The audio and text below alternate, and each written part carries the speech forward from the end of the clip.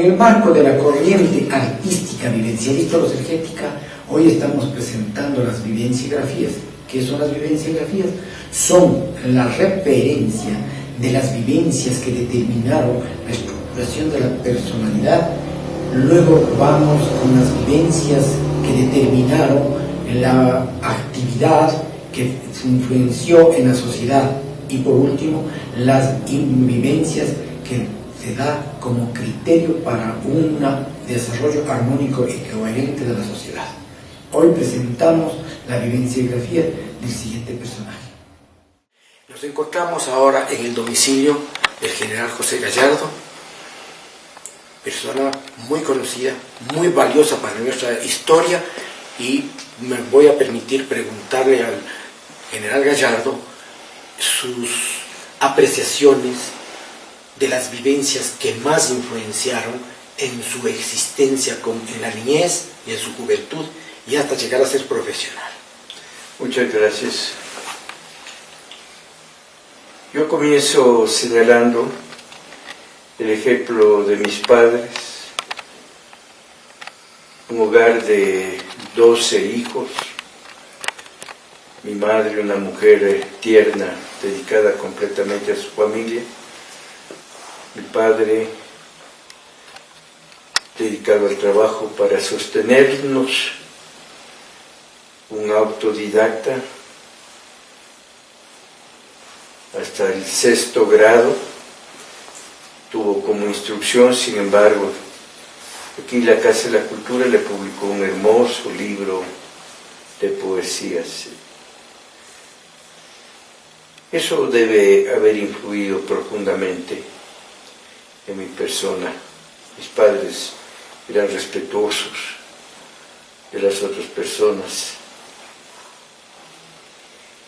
Y también debe haber influenciado profundamente para que yo siga la carrera militar sin haber tenido ningún antecedente de militares en mi familia.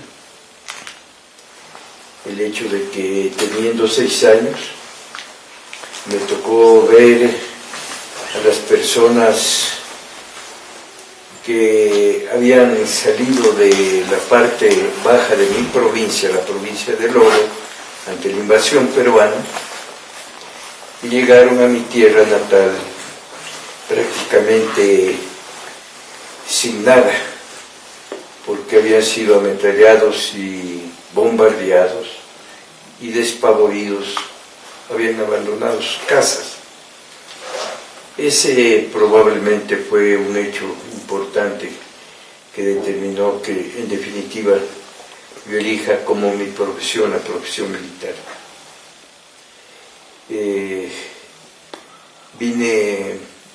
Estuve con mi padre ayudándole a trabajar hasta los 17 años, porque una familia tan numerosa no avanzaba mi papá a educarnos a todos, y estaban mis hermanos mayores educándose.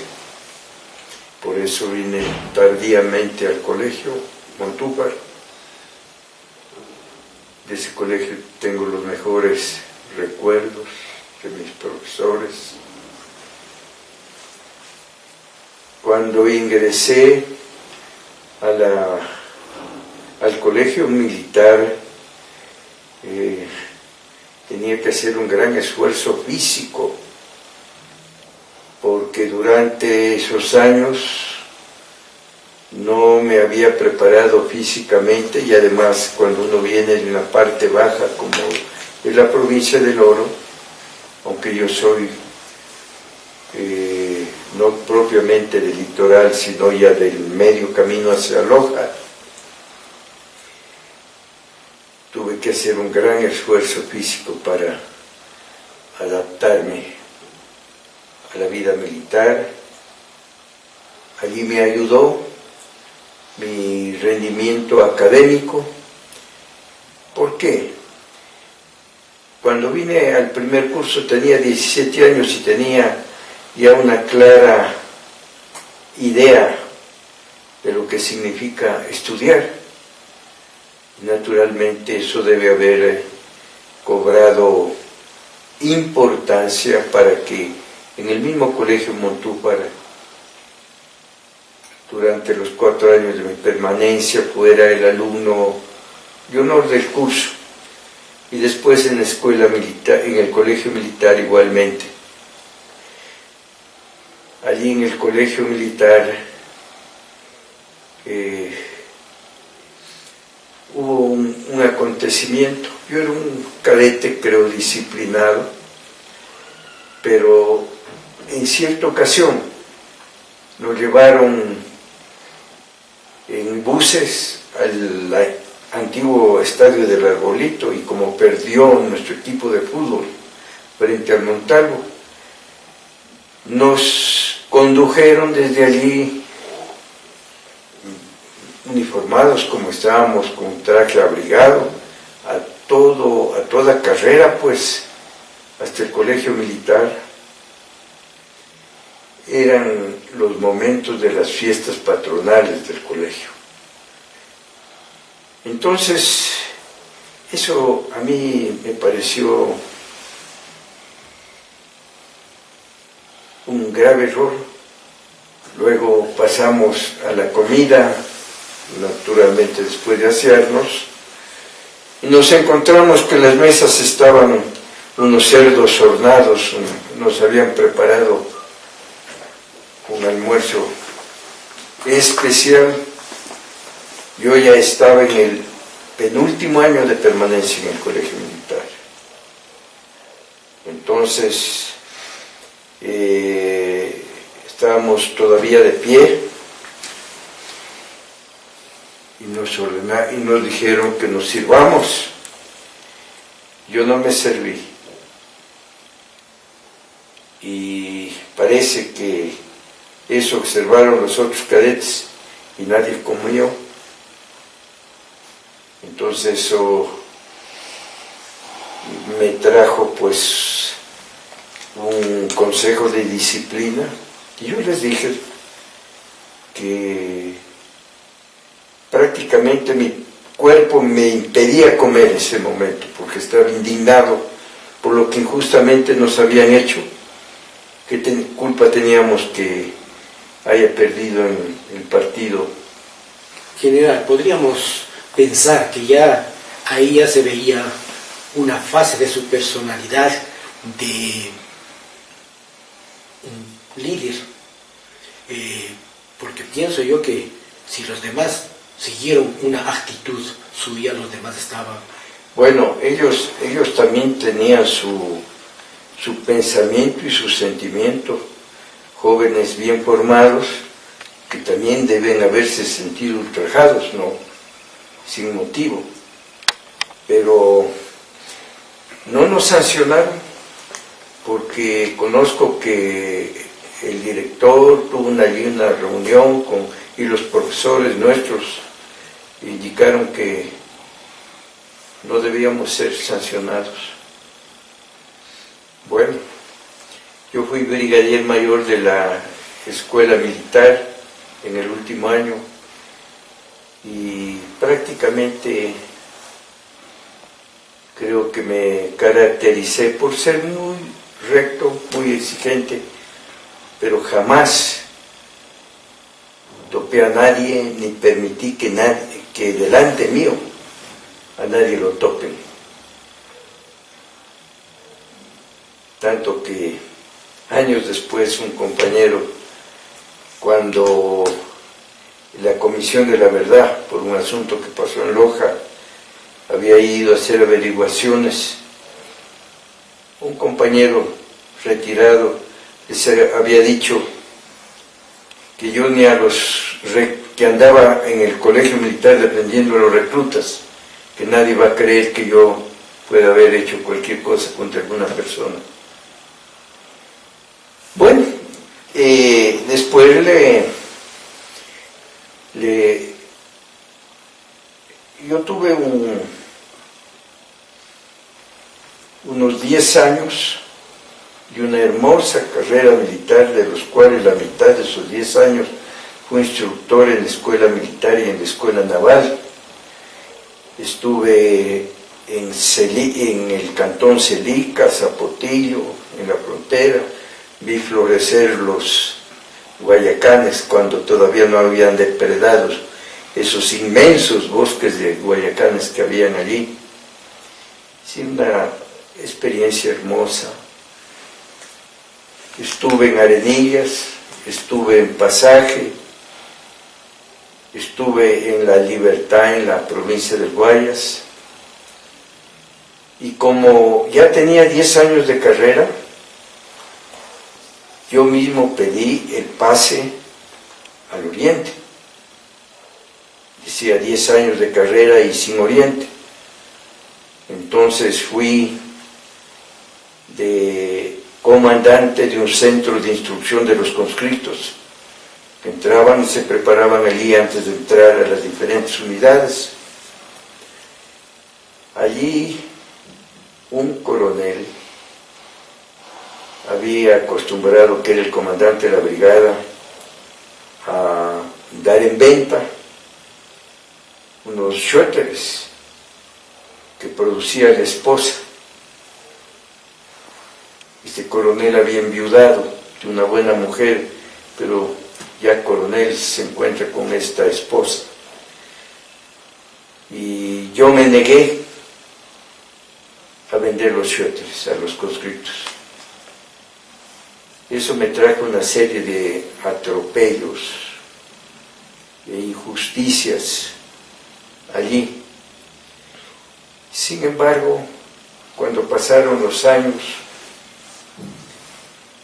y yo fui de coordinador general de la Secretaría del Consejo de Seguridad Nacional, ahí estaba trabajando ese coronel. Pero nunca, apenas lo vi al hombre que estaba azarado, triste, ha de haber dicho: aquí yo ya era coronel, se va a desquitar. Ni siquiera lo miré mal nunca, más bien me dio conmiseración, y mientras estaba allí en la reunión donde me presentaban a quienes trabajaban allí, estaba pensando cómo da de vueltas la vida, ¿no? Y me dio pena. Pienso que es importante en este caso, vamos nosotros a pensar que atrás de un militar, digamos, debe existir una personalidad quizás demasiado fuerte, pero ahí vemos una personalidad muy humana, que eso es una cualidad que las personas, cuando se defienden las cosas en la realidad, siempre defienden las cosas en beneficio de los demás. Y la tarea de ese coronel era llevar los documentos que yo le entregaba todos los días a que sean firmados, conocidos en los ministerios, en la Presidencia de la República, en el Consejo de Seguridad Nacional.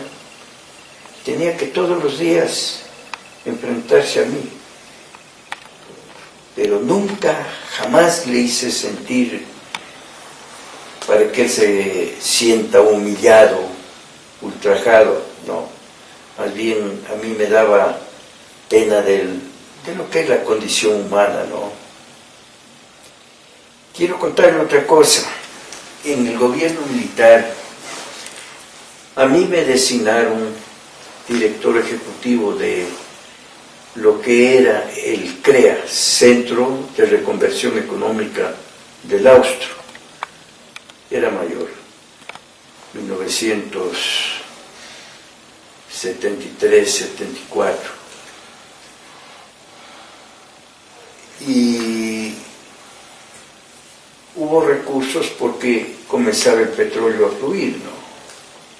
Y entonces allí pudimos trabajar intensamente en esa institución, desarrollarla, y hubo necesidad de alquilar un edificio porque se amplió el trabajo. Entonces se hizo el concurso, yo no participé en nada porque nombré una comisión. Un día estaba trabajando de noche en la oficina cuando me anunciaron que el señor quería verme. Hágale pasar. había sido la persona, yo no le conocía, a la que se le arrendó la casa, y llega con un paquete envuelto en periódico. Entonces, medio receloso, pues sí, ¿qué será? Entonces me dice, mayor, dice, aquí acostumbramos cuando se arrenda algo a la persona que dirige la institución pública entregar el primer mes de arriendo. Si yo dije, señor, le dije, usted no ha sido favorecido en el concurso, hubo un concurso, usted lo ganó. Usted no tiene a mí que darme un centavo. El hombre se azaró tremendamente. La verdad que tampoco le ultrajé y no le dije, porque no había necesidad de decirle corrupto ni cosas por el estilo. Se fue. Ese hombre había difundido en el mismo gobierno y en otras partes esta cosa con la que se había topado. Y yo creo que nadie más a lo largo de mi vida osó hacerme propuestas de esa naturaleza, porque ya sabían que yo las rechazaba. En realidad, al final de mi vida, fui director ejecutivo del CREA, coordinador general del CRM en Manabí, fui presidente encargado un año del Banco Nacional de Fomento, porque en esa época tenía delegados en las diferentes organizaciones de las Fuerzas Armadas. Y yo fui elegido vicepresidente como delegado de las Fuerzas Armadas, no hubo presidente y lo dirigí un año al Banco de Fomento. Se hicieron algunas cosas importantes. Fui fui gerente general del Banco del Estado, también un año. Allí se quiso el gobierno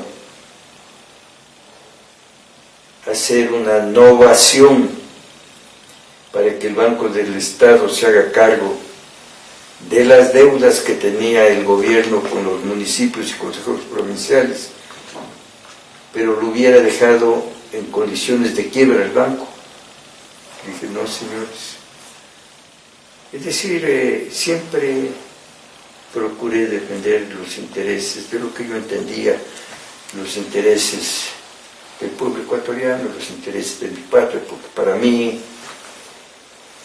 la cosa más importante de mi patria es el pueblo, su territorio, de donde vive y donde están sus muertos. Yo pienso que ya se ha hecho una semblanza hasta llegar a la carrera militar. Pero te quisiera contar algo que pasó cuando estaba en la Academia de Guerra. Bien. En la Academia de Guerra fue designado director el general Solón Espinosa, un hombre que el país lo conoce como un hombre preocupado por la salud de las personas.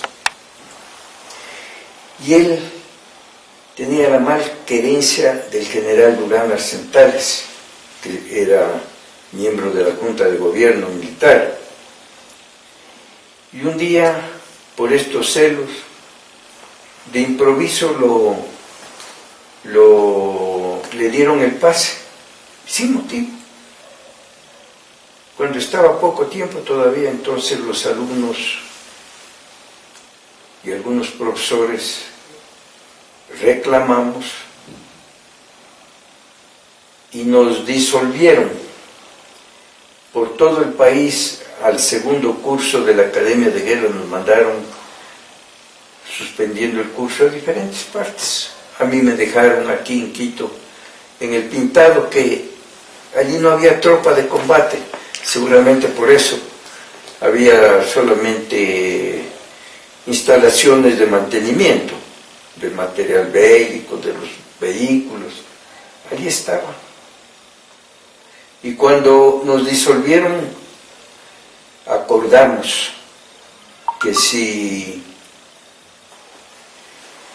le daban la baja al general Espinosa, nos reuniríamos en la Academia de Guerra para ver qué hacíamos ante esa injusticia, considerábamos una injusticia. Un día me estaba yendo, yo vivía en Arrumiñahui, que era todavía despoblado eso, y me estaba yendo al Pintado. No había la vía esta occidental, había que hacer un recorrido largo, y estaba por allí cerca del hospital militar, cuando oí en el radio del vehículo que le habían dado la baja al general Solón Espinosa. Entonces compré el periódico para cerciorarme, y en realidad en letras grandes decía eso, y me fui a la Academia de Guerra a cumplir el compromiso que hicimos. Lamentablemente muchos de los que estaban fuera del país, tal vez, de Quito, tal vez quisieron llegar. No sé cuáles estarían en Quito, pero la verdad es que no llegó nadie. Yo estaba allí asentado como unas 2 horas esperando que lleguen, y vino el subdirector y me preguntó con respeto, porque yo cumplía bien mis obligaciones, ser un estudiante preocupado, tanto que me gradué con la primera antigüedad en la Academia de Guerra. Vino y me dijo, Mayor Gallardo era todavía, o teniente coronel recién ascendido. ¿Qué hace usted aquí? Le conté, pues le dije, quedamos a reunirnos aquí si le daban la baja al director del colegio, de la academia, al general Solón Espinosa, que nosotros lo conocíamos porque desde la escuela militar como un hombre justo, esforzado, inteligente, honesto. Entonces esa gente yo creí en mi deber respaldar. Así que no dijo más, se fue. Después vino el jefe de Estado Mayor del Ejército, el segundo en mando en el Ejército, que era el general Raúl Cabrera, que me conocía porque él era vicepresidente del directorio del CREA, cuando yo estaba administrando el CREA. Conocía el gran esfuerzo que yo desplegué allí, y me dice, ¿y qué hace aquí Pepe? Me dice así. Le conté, y él tenía su manera, dice, déjese de pendejadas, dice, muchachito, váyase a su unidad a presentarse. Me mandó. Llegué allá, el comandante del agrupamiento era en esa época teniente coronel Jorge Raúl Borbúa. Le dije, y me dijo, Mayor Gallardo, dijo, yo no lo voy a sancionar por el atraso, eso era grave lo que yo había hecho, gravísimo, no lo voy a sancionar. Dijo, más bien me asombra que usted haya tenido esta reacción, lo felicito, vaya nomás a su trabajo. Dentro de las Fuerzas Armadas, como en toda institución, a veces hay sus sinvergüenzas, sus injustos, pero la masa de la institución es gente buena, gente honesta, seria. Yo creo que es conveniente poner la bondad de esta vivencia grafía. La grafía la estamos haciendo con tus vivencias, que es mi querido Pepe. Esto no podría, ¿quién podría transcribir en tu biografía, sino tú mismo, lo que sentiste y qué es lo que te formó la personalidad? Entonces, eso es la bondad de las vivencias grafías. Nosotros querríamos en este instante saber cómo tú decidiste el defender a la patria en una manera superior, que te, digamos, por eso es el reconocimiento de la sociedad ecuatoriana hacia tu personalidad, y por eso es que nosotros estamos tratando de sacar todo esto con una vivencia grafía, porque esto de otra manera antes no se podía hacer, porque ahora tenemos unos adelantos técnicos que nosotros podemos captar lo que tú realmente sentiste y lo que nosotros podemos dar a la posteridad. Bueno, yo había leído mucho acerca de esta historia trágica de la desmembración territorial de nuestro país. Mi madre, cuando se refería a este asunto, lloraba,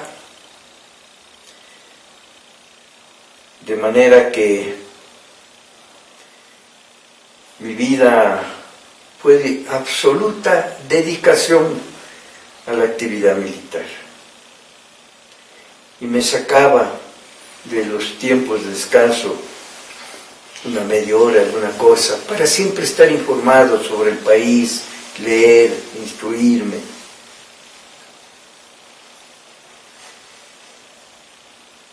Había llegado a ser comandante general del ejército y me estaba preparando para irme a trabajar en mi provincia, porque concluía el gobierno del doctor Rodrigo Borja. Que ocurrió que en esa época yo había llegado a la jerarquía que me podían designar comandante del ejército, y fui comandante del ejército. Estaba preparándome, tanto es que vendí la casita de la Rumiñán y compré este departamento para que mi señora quede segura, porque por allí comenzaron a asaltar, en fin. Entonces, de pronto me llama el presidente electo Durán Ballén y me dice: general, quiero que usted asuma el comando conjunto. Yo era comandante del ejército.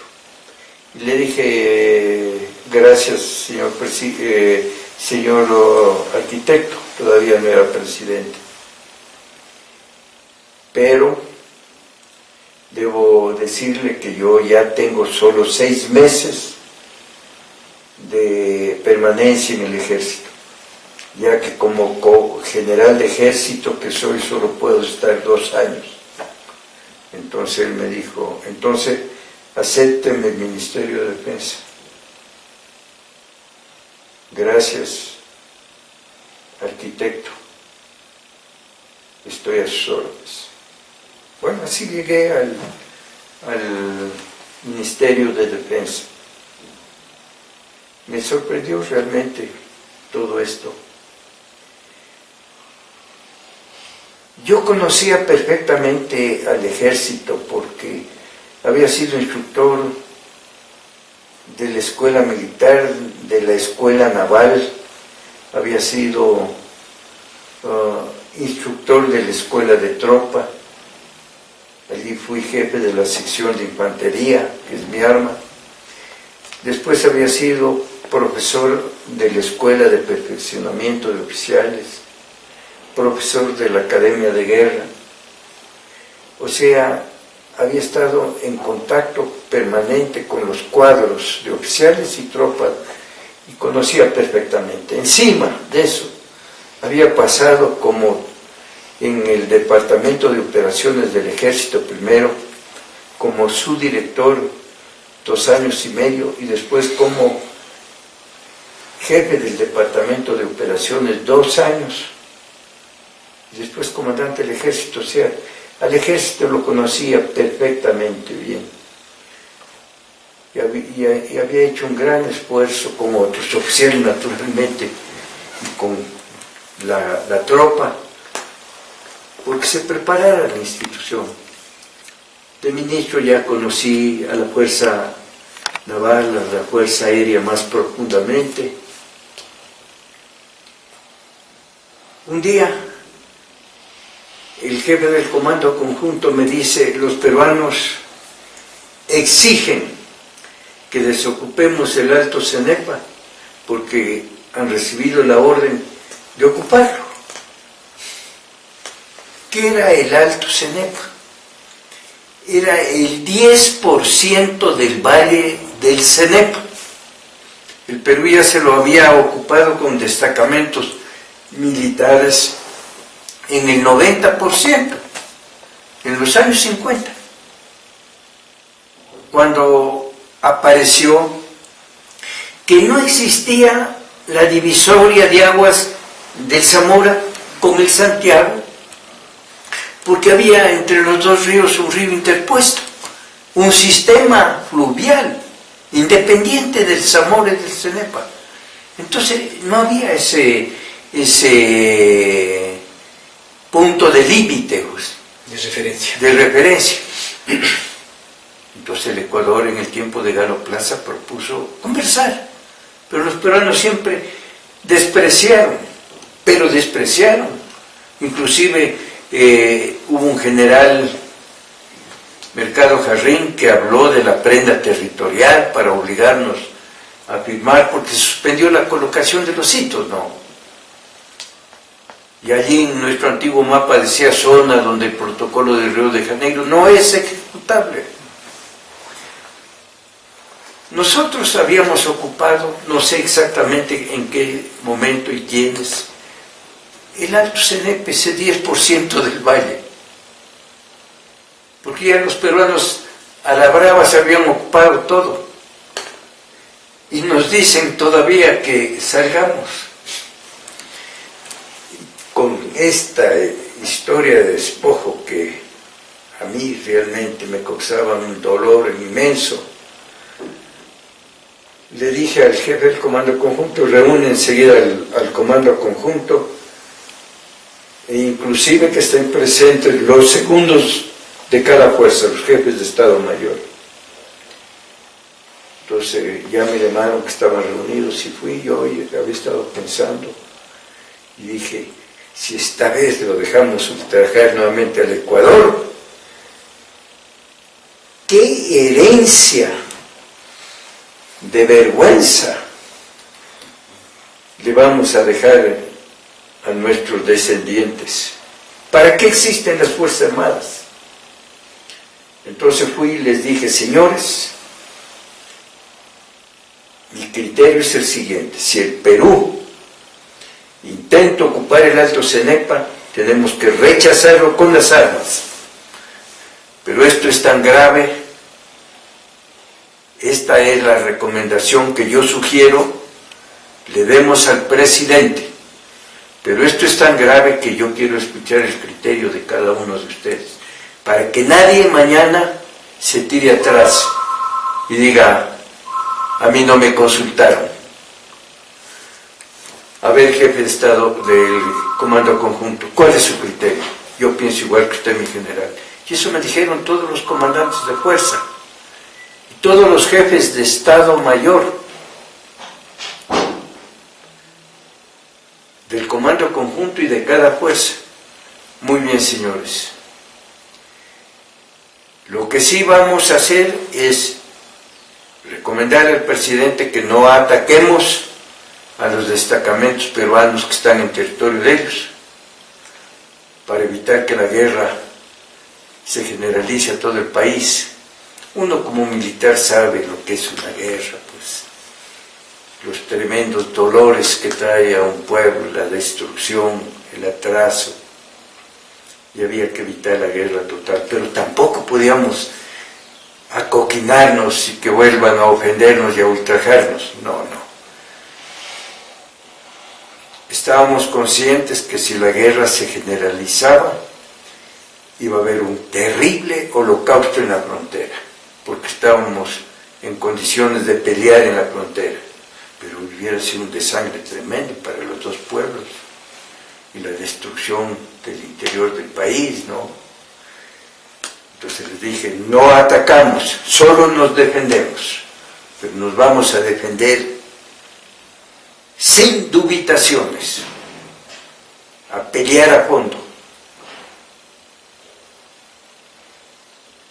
Y como todos estuvieron de acuerdo, vamos a informar en el Palacio de Gobierno. No estaba el presidente aquí en el Ecuador. estaba operado en los Estados Unidos, tenía algún problema en la columna vertebral. Y le informamos al economista Dají, que era el vicepresidente, y él dijo que le iba a informar al presidente esa noche, que al otro día me iba a avisar la resolución del presidente. Le dijimos: señor vicepresidente, a esta amenaza del Perú, nuestra opinión, la opinión de las Fuerzas Armadas es: si el Perú intenta tomarse el Alto Cenepa, rechazarlo con las armas. Así clarito. Y al otro día, yo estaba ya a las 7 de la mañana allí, pues esperando. Y entonces llegó a las 8 el vicepresidente y me dijo: el presidente aprueba toda la recomendación de las Fuerzas Armadas. Entonces ya con eso pues nos dedicamos a prepararnos, ¿no? Y lo derrotamos contundentemente al Perú. Le derribamos en combate 3 aviones que cayeron en el Alto Cenepa, otro se fue averiado y cayó en algún sector del Perú, porque nuestros radares no registraron que volvió a la base, ya que lo seguíamos en el vuelo. Perdieron un avión que se les perdió en el mar, un avión de exploración marítima. Les bajamos 5 helicópteros en combate desde tierra. Y ellos perdieron 2 helicópteros más, con tropa y abastecimientos que se les ministraron en sus operaciones. 7.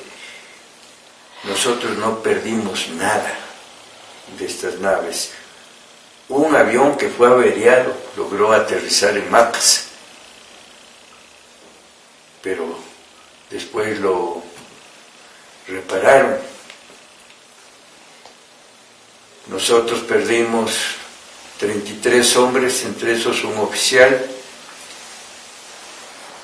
Tuvimos más de 200 heridos, de ellos 59 de extrema gravedad, que fueron salvados gracias a nuestros pilotos, gracias a los médicos, porque hubo médicos, inclusive civiles, que nos ayudaron, gracias a los médicos que estaban allí con la tropa y los otros en los hospitales de la retaguardia. Y nuestros helicópteros, estos jóvenes valientes que a mí realmente me daba temor cuando algunas veces bajaban casi verticales entre los árboles. Decía, ¿cuándo una aspa de esa se pega contra un árbol? Así los sacaban a los heridos. Y volaban entre la neblina, entre esos cerros, y algunas veces de noche sin tener aparatos para conducción nocturna.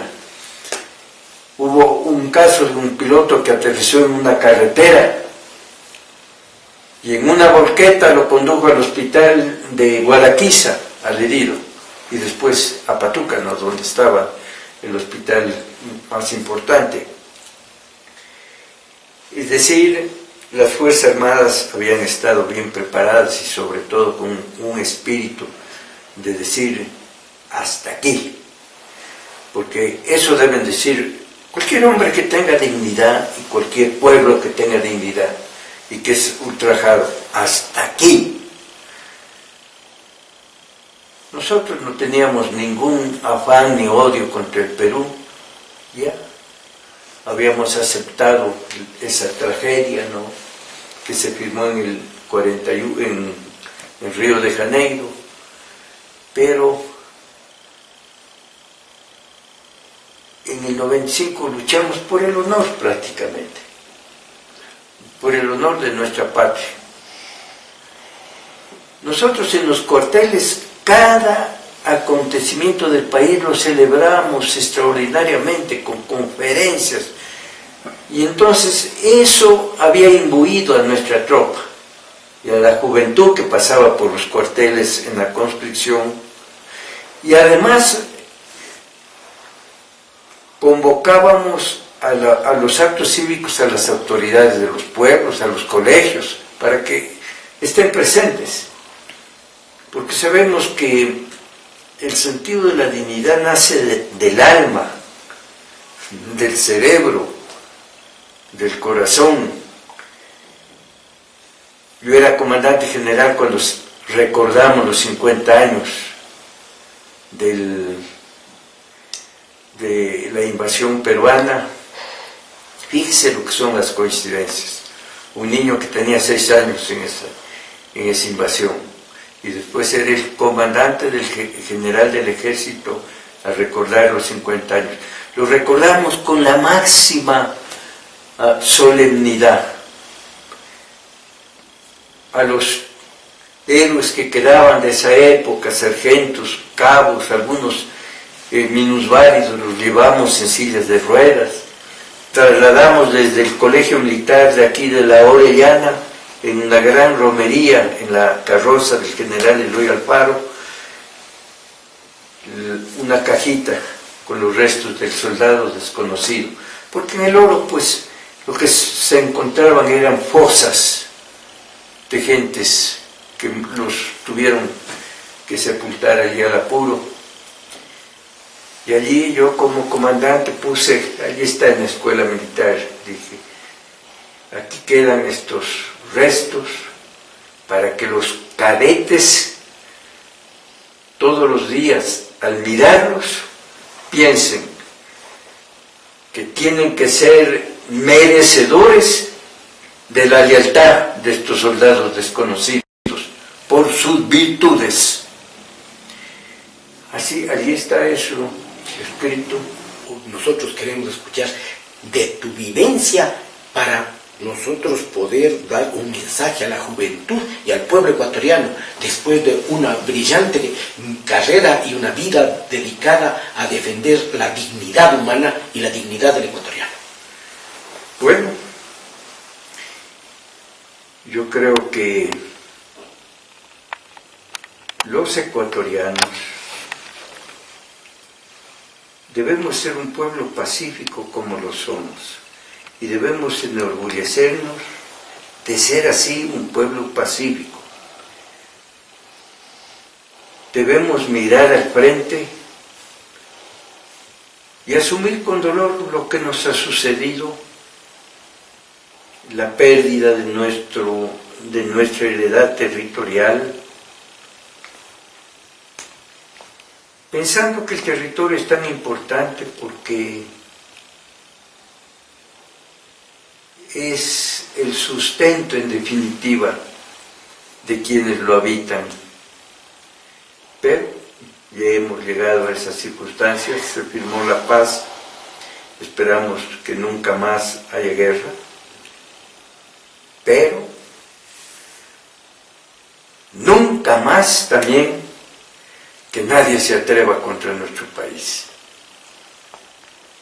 Que los que piensen atreverse recuerden lo que le pasó al Perú en 1995. Según las publicaciones del Perú, hablaban de 500 bajas. Y la revista Caretas habló de 1000. O sea, nuestra tropa completamente entrenada aprovechó la selva, ¿no?